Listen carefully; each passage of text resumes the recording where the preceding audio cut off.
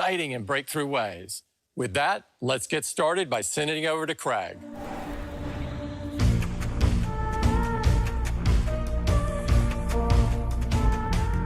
Good morning. Great to have you here. As you can see, we've got a lot to cover. So let's get started with iOS. Together with iPhone, iOS is central to how we navigate our lives and stay connected. And now we're making it even more powerful and easier to use. Our new release is iOS 14. This year, we spent time rethinking some of the most iconic elements of the experience on iPhone. Now, it all started here, with a carefully considered home screen that has truly stood the test of time. Of course, over the years, we kept the fundamentals largely the same, but carefully added features, like folders for organizing your apps, widgets for quick information, and personalized experiences powered by on-device intelligence that serve up just the right thing at just the right moment. It's hard to imagine iPhone without these features now. Well, that brings us to this year. We're doing more on our iPhones today than ever before, so we've rethought some of the core elements of iOS to reflect this. Let me give you a quick peek. We spent time rethinking some of the most iconic elements of the experience on iPhone. Let's dig in, starting with the home screen. Today's home screen works great, but as we get more and more apps, we can end up with this: lots and lots of pages. And we tend to forget what's beyond the first couple.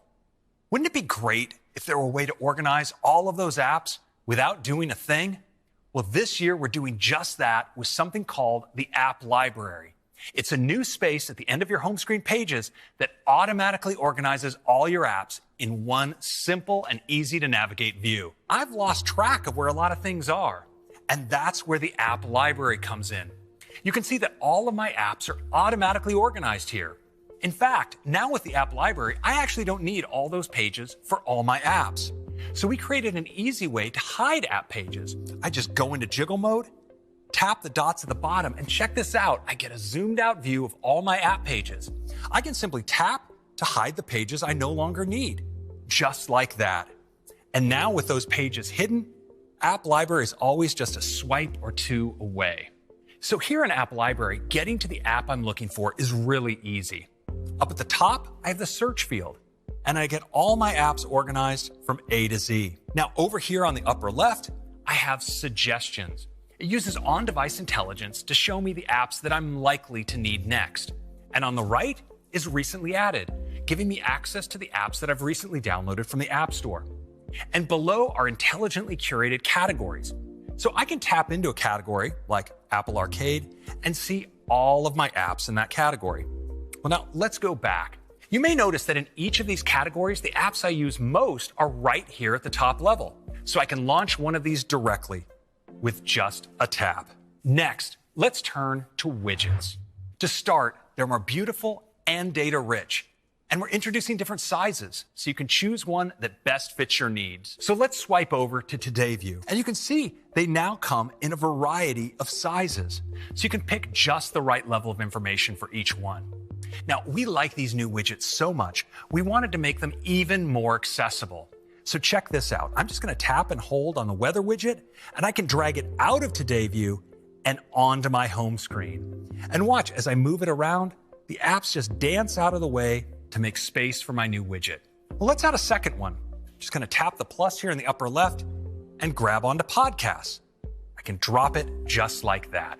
Now I'm going to swipe over to page 2 here and bring back up the widget gallery. The gallery is a great place to explore widgets. Now, when I tap on one, I can actually page through all of the different sizes available, just like this. But you know, right now what I want to do is grab this widget up top. It's a really special one. It's called the Smart Stack. I'm just going to tap it and drop it here. With the Smart Stack, I can easily swipe through widgets to pick just the one I want for the moment. Next, we're also bringing picture-in-picture to iPhone. So you can access apps on your iPhone while watching video or talking on a FaceTime call. Let me show you. So here on my home screen, the Smart Stack is showing me the TV widget. So I can just tap to start playing a show. Now check this out. When I swipe to go home, the video automatically goes into picture-in-picture right over the home screen. And when I launch another app, like Notes, I can keep watching. Now, I can drag the picture to another part of the screen. If I want to make it bigger, I can even pinch to zoom. And as I move between applications, it stays with me. And what's cool is I can also swipe it to the side, and the audio keeps playing when it's off screen. Now, here on the home screen, I can bring it back out if I want. And I have controls to get back to full screen playback, or I can just tap the X to close it. Another iconic experience that's getting a major update is Siri. For example, if you say, "Open Safari," Siri pops up at the bottom of the screen and instantly launches the app. Or if you ask for information, like the weather, results appear at the top of the screen, just like a notification. Now, this is especially great when there's information you want to reference on screen. For example, you could ask Siri to add to your grocery list. Siri is getting smarter and even more helpful every day. This year, you can now ask Siri to send an audio message, and Siri will start recording. Another popular way to send messages with your voice is using dictation. Keyboard dictation uses the same speech recognition as Siri. And leveraging the power of the neural engine, we are now able to run dictation on device. This provides great accuracy and privacy. We're introducing a new app called Translate. It is designed to be the best and easiest to use app for conversations, and it can work completely offline, keeping your conversations private. Using advanced on-device machine learning and the powerful neural engine, you can translate your text and voice between any combination of these 11 languages. Next up, messages. First, let's get started with conversations. From the beginning, Messages was designed to make it really easy to get to your newest messages. But with so many active conversations, sometimes it can be tough to get to the ones that are most important to you. So we are introducing a new way to let you stay connected to your most important conversations by letting you pin them at the top of your list so you can always get to them. And you can see messages as they come in with a beautiful animation on the pin. In iOS 14, we're adding even more ways to create your look with over 20 new hair and headwear styles to let you reflect your hobby, profession, and personality. We've also added something that's even more relevant today, face coverings.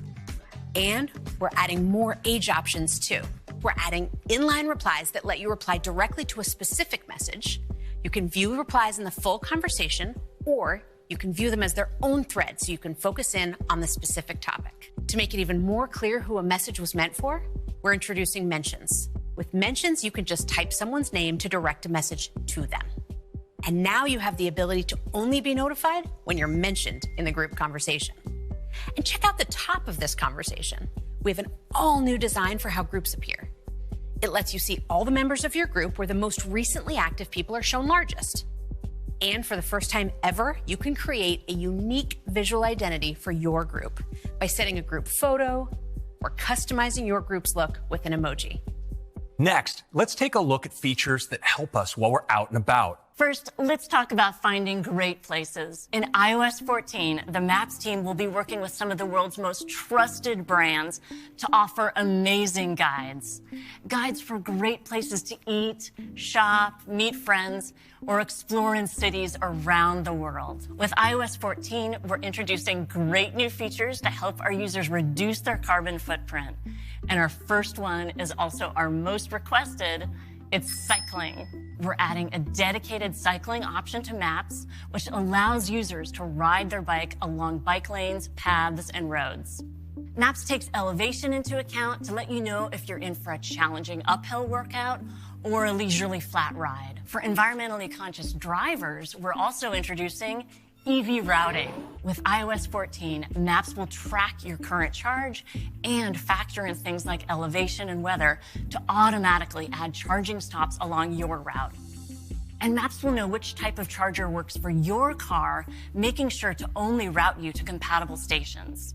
Cities around the world are also working to improve air quality and reduce traffic. So we're adding congestion and green zones to Maps to easily see where they are, along with alternate routing options. Let's turn to the App Store. An app clip is a small part of an app. It's light and fast and easy to discover, so you can quickly get what you need right when you need it. They start with this card, which quickly pops up, and with just a tap, you can launch the app clip. You don't need to enter credit card numbers because app clips can use Apple Pay for payments. And you don't have to manually log into an account because it can take advantage of Sign In with Apple. App clips won't clutter your home screen and will only stay along as you need them. But you can easily launch recently used app clips from the new app library. It's always easy to download the full app, and this makes app clips an easy way to discover more of what the App Store has to offer. App clips can be easily discovered and launched from the web. You can launch app clips from messages when friends share them with you. When you want to order takeout from a restaurant in Maps, you can launch an app clip right from a place card. You'll be able to tap on NFC tags out in the world on things like parking meters, or you can scan QR codes to launch app clips that work with products you purchase. The best way to discover app clips will be with a new Apple-designed app clip code. Next, let's talk about AirPods. We have some amazing updates coming to AirPods. Starting with automatic switching. AirPods will now seamlessly move between your devices without you having to manually switch them. Let's say you just finished listening to a podcast and you pick up your iPad to watch a show. AirPods will magically switch over. And later, you start a video conference on your Mac. AirPods will automatically switch again. And if a phone call comes in, the audio in your AirPods will route right back to your phone. We also have an exciting new feature coming to AirPods Pro, spatial audio. Turns out it's a lot harder to do when you only have a single earbud in each ear. So our team created advanced spatial audio algorithms for AirPods Pro that replicate the movie theater experience. By applying directional audio filters and subtly adjusting the frequencies each ear receives, we can play sounds virtually anywhere in space, creating an immersive surround sound experience. So we use the accelerometer and gyroscopes in AirPods Pro to track the motion of your head, remapping the sound field so it stays anchored to your device, even as your head moves. And it's not only your head that can move, but you might move your iPad or iPhone as well. That's why we constantly compare the motion data from your head and your screen to understand how they're moving in relation to each other. Spatial audio for AirPods Pro will work with content encoded in 5.1, 7.1, and even Dolby Atmos. And that's iOS 14.